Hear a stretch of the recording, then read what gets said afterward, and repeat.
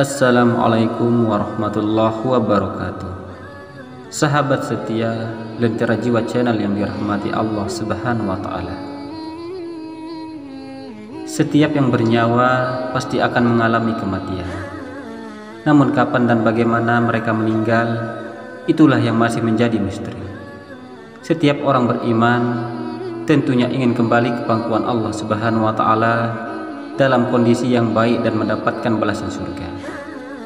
Salah satu tanda seorang muslim akan masuk ke surga adalah mereka yang meninggal dalam keadaan husnul khotimah, yakni meninggal dalam keadaan baik, seperti meninggal dalam keadaan mendirikan sholat, sedang zikir, menghadiri majelis ilmu, atau dalam kegiatan atau perjalanan yang diridhai Allah Subhanahu wa Ta'ala. Namun ternyata Allah sudah menetapkan tanda-tanda husnul khotimah. Lalu tanda apa sajakah itu? Yang pertama adalah mengucapkan kalimat syahadat ketika wafat. Rasulullah SAW bersabda, barang siapa yang pada akhir kalimatnya mengucapkan la ilaha illallah, maka ia dimasukkan ke dalam surga. Hadis riwayat Hakim. Hadis tersebut menunjukkan bagaimana keistimewaan serta keutamaan orang yang sebelum meninggal dunia mengucapkan dua kalimat syahadat. Memegang teguh dengan dua kalimat syahadat dengan memahami dan mengamalkannya termasuk ciri utama orang yang akan memperoleh husnul khatimah dari Allah Subhanahu wa Ta'ala. Yang kedua adalah ketika wafat dahinya berkeringat. Hal tersebut berdasarkan hadis dari Buraidah Ibnul Qasib.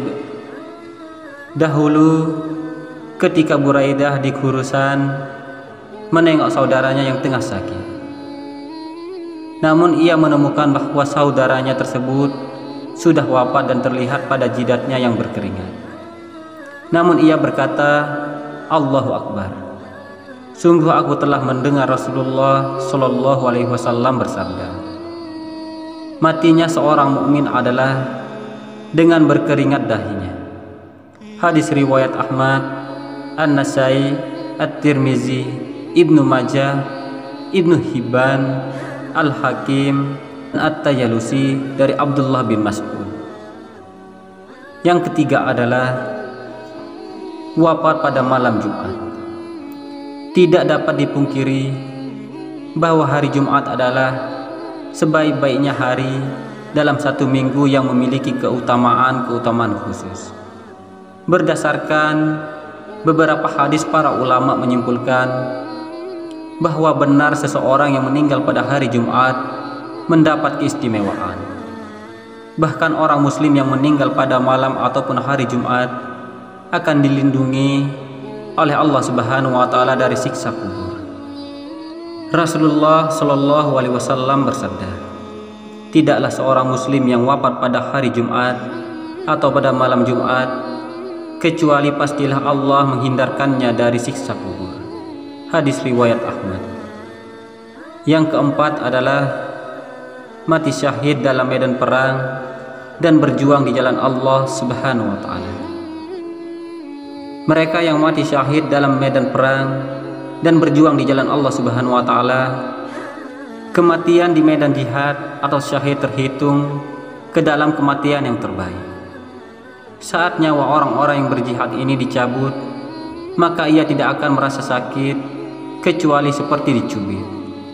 Mereka tidak akan merasakan siksa kubur dan kekhawatiran di padang mahsyar, karena mereka yang mati syahid akan dimasukkan ke dalam surga tanpa dihisab. Firman Allah Subhanahu wa Ta'ala, janganlah kamu mengira bahwa orang-orang yang gugur di jalan Allah Subhanahu wa Ta'ala itu akan mati. Bahkan mereka hidup di sisi Tuhannya dengan mendapat rezeki. Mereka dalam keadaan gembira disebabkan karunia Allah Subhanahu wa Ta'ala yang diberinya kepada mereka, dan mereka bergirang hati terhadap orang-orang yang masih tinggal di belakang yang belum menyusul mereka, bahwa tidak ada kekhawatiran terhadap mereka dan tidak pula mereka bersedih hati. Mereka bergirang hati dengan nikmat dan karunia yang besar dari Allah Subhanahu wa Ta'ala, dan bahwa Allah tidak menyia-nyiakan pahala orang-orang yang beriman. Quran Ali Imran ayat 169 sampai 171. Yang kelima adalah perempuan yang wafat karena melahirkan. Tidak diragukan lagi bahwa wanita yang mengandung dan melahirkan itu termasuk tujuan agama yang dicintai oleh Allah Subhanahu wa Ta'ala. Bahkan apabila wanita tersebut melahirkan lalu meninggal dunia, maka ia meninggal dalam kondisi syahid. Dari Ubadah ibnu Samit radhiyallahu anhu bahwa Rasulullah Shallallahu alaihi wasallam menjenguk Abdullah bin Rawahah yang tidak bisa beranjak dari pembaringannya. Kemudian beliau bertanya, "Tahukah kalian siapa syuhada dari umatku?" Orang-orang yang ada menjawab, "Muslim yang mati terbunuh." Beliau bersabda, "Kalau hanya itu para syuhada dari umatku hanya sedikit. Muslim yang mati terbunuh adalah syahid, dan mati karena penyakit kolera adalah syahid. Begitu pula perempuan yang mati karena bersalin adalah syahid.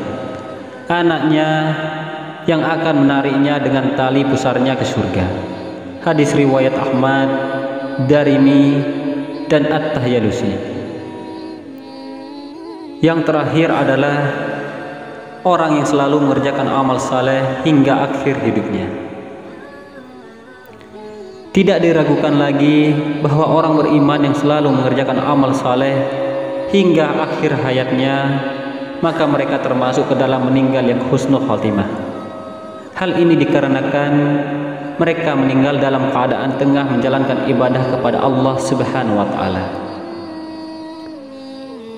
Dari Ali bin Abi Thalib radhiyallahu anhu, dia berkata, "Suatu hari saya akan menunaikan sholat subuh di masjid bersama Rasulullah Shallallahu alaihi wasallam. Tapi di tengah jalan aku bertemu dengan seseorang yang sudah renta juga mau ke masjid untuk menunaikan sholat subuh. Aku terus berjalan di belakangnya, dan ketika kami berdua sampai di masjid, ternyata sholat berjamaah sudah usai.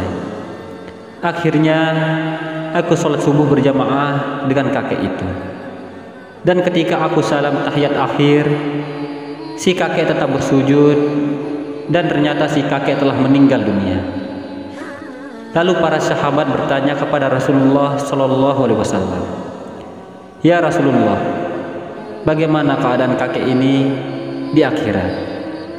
Rasulullah Shallallahu alaihi wasallam menjawab, 'Dia masuk surga.' Hadis riwayat Ahmad dan Daruqutni. Mengenai 6 tanda orang yang meninggal dalam keadaan husnul khotimah, selain 6 tanda itu, ada beberapa tanda lain yang menunjukkan bahwa mereka wafat dalam kondisi yang baik. Di antaranya mereka yang mati dalam membela agama dan jiwa, wafat karena tenggelam serta terkena penyakit tertentu seperti kolera, TBC, busung perut, serta wafat karena mempertahankan harta dari perampok. Selain itu, mereka yang meninggal dengan wajah tenang, damai, dan tersenyum juga termasuk tanda husnul khotimah. Semoga apa yang saya sampaikan dapat menambah wawasan kita semua.